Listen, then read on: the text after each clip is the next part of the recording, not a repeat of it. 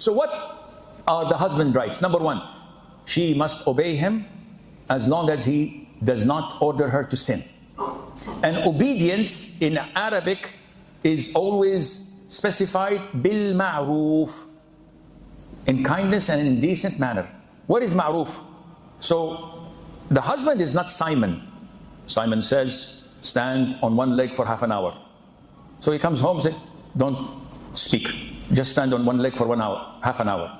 And she says, Wallah, Allah, I have to obey him. No, you don't have to. This is not ma'roof.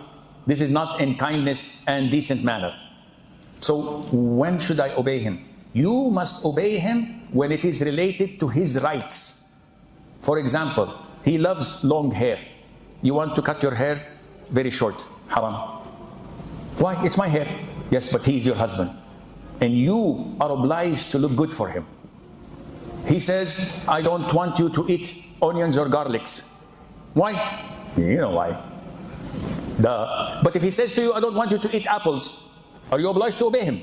No. You can eat apples, you can eat oranges. Obeying him is not his rights. It doesn't help him. It doesn't benefit him. There is no harm from it. Likewise, if a woman, and lots of the women have a problem swallowing this. It can't go down their throat easily. Why would I obey him? He's just a man. And men, they stink. They're bad. They're idiots. They come with a long list of insults. Well, let it be known that the status of man to his wife is unmatched, not even with the parents. Oof. I should obey my husband more than obeying my parents? Yes. If your father tells you something and your husband tells you something else, who should you obey? The husband, definitely. Nobody disputes in this. The Prophet says, alayhi salatu wasalam, if I were to order someone to make sujood to someone else, I would have ordered a woman to make sujood for her husband. Wow. Shows you how important the husband in his wife's life. The Prophet saw alayhi salatu wasalam, a woman, and he said to her, who's this man with you? She says, he's my husband, O Prophet of Allah. He said, how are you with him? She said, I try my level best to obey him and make him happy. So the Prophet said, well, be careful. He's your Jannah or your hellfire. Whoa. This is from the Prophet straight. He, if you make him happy and satisfied and you obey him, will be your Jannah. But if you don't, he will be your hellfire. He will make you go to hellfire on the day of judgment. And we have less than 10 minutes, correct? So I'll wrap it up because I have so many things. I wrote this while remembering my wife. So that's why it's too long. Number two, one of the husband's rights, important rights, is to protect your honor. And this is what real Muslim women do. They protect your honor. She would never cheat on you or disgrace you or bring anything that would tarnish your honor. And she would protect and safekeep your wealth and your children. Allah says in the Quran, so righteous women are devotedly obedient, guarding in the husband's absence what Allah would have them guard. They protect you when you travel, when you go, they preserve their chastity. Number three, one of the rights of the husband is that the woman takes care of herself and beautifies herself. This is a form of worship. Lots of the sisters work on their bodies, on their diet. They go to the gym or practice and work out in the home to have a good physique to please their husbands. Wallahi, they're working out with this intention is a ibadah. And they're being rewarded as if they're doing night prayer. But some of the sisters fail to see this. And they lose weight, they lose focus. So many sisters come in the counseling sessions and Sheikh, my husband is always criticizing my weight and he's doing this, he's doing that, and I can't stand that anymore. I said, okay, how much do you weigh? She says, only 110 kg. What? Is he married to an 18-wheeler? 110 kg? That's a lot of weight. And how tall are you? She said, 158 centimeters, almost 5 foot. That's a lot of weight. You let yourself go. Okay, sometimes you're lost in life, too many kids, working in the house. But now, this is a fork of the road. The husband, I sit with him and I speak to him. I said, Sheikh, I can't.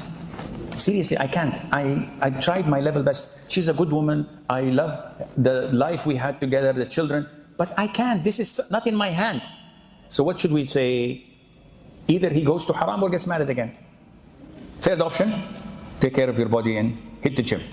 So this is in your hand. You have to take care of yourself, and this is a form of worship. Number 4, women must stay home. Allah mentioned in the beautiful verse number 33, surah number 33. Yani this is a perfect number, 3333. You will never forget this. What does Allah say in this ayah? وَقَرْنَ فِي بُيُوتِكُنْ. Allah is addressing the mothers of the believers, the wives of the Prophet, where He says, subhanahu wa ta'ala, and abide in your houses and do not display yourselves as was the display of the former times of Jahiliyyah. Allah says, abide in your homes. So you have it. You may go out when needed. When your husband allows you to do so, no problem. But as we see women nowadays having their own cars, and every day they have to at least go 2-3 times. Where? Well, I'm fed up. I just want to go and drive around. This is not Islamic. I said, Sheikh, why? I said, because Allah told them to stay home.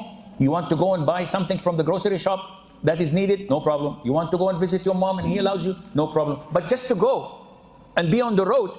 And some of the brothers called me, Sheikh, my wife left yesterday after bickering and fighting at 2 a.m. and she came only the following day. Where was she? I don't know. She even disabled the tracking device on her mobile, so I don't know where she is. And she blocked me. What kind of a wife is this? Are you a real man? One of the brothers said, my wife left home for 4 days. She checked into a hotel, and I don't know what was happening. For 4 days. Yeah, who's the man? Who's wearing the pants? He said, she is. Okay, I'm sorry. I even asked. No, there is red lines that cannot be crossed. Number 5, she should not allow anyone to enter your home without your permission.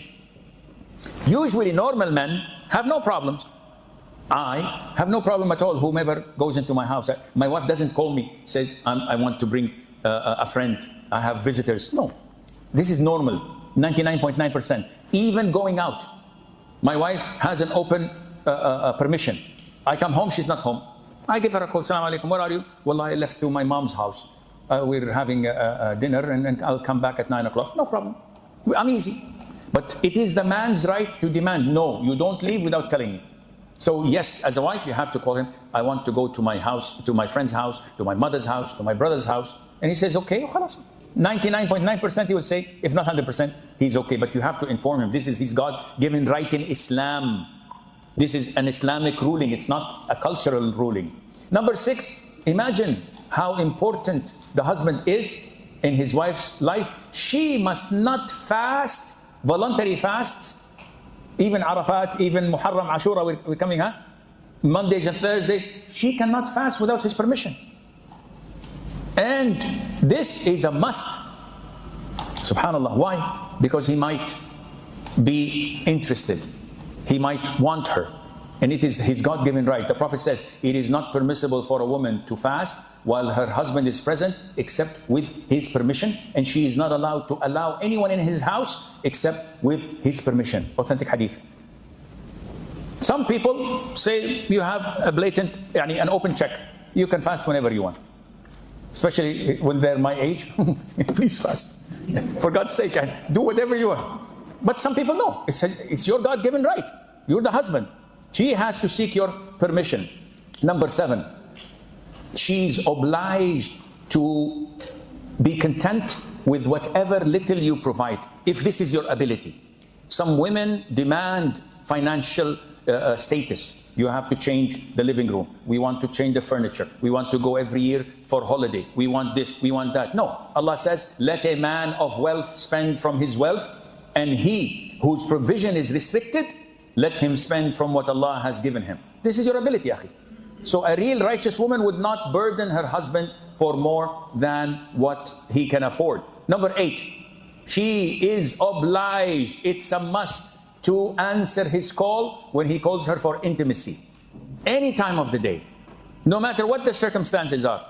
And if she doesn't, Allah will curse her. The Prophet says, when a woman goes to bed abandoning her husband's right of intimacy, the angels curse her until she comes back. And when the angels curse, do you think Allah will respond or not? Of course. It's a serious thing. Yes, if there is hardship, if there is harm, if she's sick, if she's unable, yes, she has a legitimate excuse. But what is your excuse? Well, I don't feel like it. Yesterday I told him, take me to my father's house to visit. He refused, so I'm punishing him. Khalas, get ready for the curses of the angels. Number 9, to take care of upbringing his children. And this is the main reason, one of the main reasons of a man marrying. When you marry so that your wife would take care of your children and teach them Islam, teach them Quran, teach them prayer, because you're out there trying to make a living and secure their future. You can't be as well teaching them. So she has to take care of this. Number 10, she has to take care of treating his guests, his parents, his relatives in a nice way, because she is my representative. I know people, wallahi, they come to me and say, Shaykh, my wife seriously embarrasses me. I says, how? He says, wallahi, when guests come to my home, she treats them like royalty. She brings them food, she brings them things, she cleans the house, she puts perfume, air conditioning. I feel that she's overdoing it. And when I talk to her, she says, they are your guests. I would never allow anyone to speak this little against you. So he is so embarrassed, but doesn't know how to reciprocate. What can I do for this woman? Wallahi, akhi, this is a jewel. This is a priceless jewel that Allah has given you. What are you going to do? This is what defines you. You have to thank her. You have to show her appreciation. Because هل جزاء الإحسان إلا الإحسان. When someone does good to you, what is the reward? Reciprocate, ya akhi. Number 11, it is her God-given duty, an obligation, that she keeps the husband's secrets intact. Unfortunately, there's a breach in both husbands and wife. The husband is not a real man. He goes to his mother. He goes to his siblings. My wife did this, my wife did that. He complains like a little girl. And some of them even go further to share haram things. A wife called me the other day complaining that her husband shows her pictures to his brothers. She says, I'm sitting with him, and while talking with his siblings, he puts the camera and he shows them while I'm sitting in indecent clothes. And when I speak to him, he said, this is okay, they're my brothers, they're my cousins. Such a man is not a man, he's male. And this is what is known in the hadith as ad-dayyuth, who allows this to happen. Women do the same. Oh, my husband did this, my husband did that, he was intimate with me there and here, and this is all haram. What happens in Vegas, stays in Vegas. What happens in the bedroom, stays in the bedroom. Don't go leak things. And the moment you go and do the cardinal sin, which is when you go and complain to your mother. Oh, mother, my wife, we had a fight and she did not cook me dinner. And I left and I slept hungry. How would your mother feel? Stabbed in the heart with a dagger. So you come tomorrow with your wife, hugging her, kissing her. Oh, mom, wallahi, this is the most beloved person on earth. You kissed and made up, khalas. You forgot what happened yesterday. She is my love. Would your mother forgive? 10 years. Your mother will never forget. You caused my son to go to bed hungry. I will never forgive you. The same thing when you go to your parents and tell them, they're eager, they were willing to delay Asha. So you're also making the mistakes when you go to your parents as a wife and say, my husband did this, my husband did that. They will never forgive and they will never forget. No matter what happens, don't leak or complain unless you're going for divorce. Khalas. We've reached the end of the rainbow. We have reached a place where we have to do this, otherwise things are not going to go well.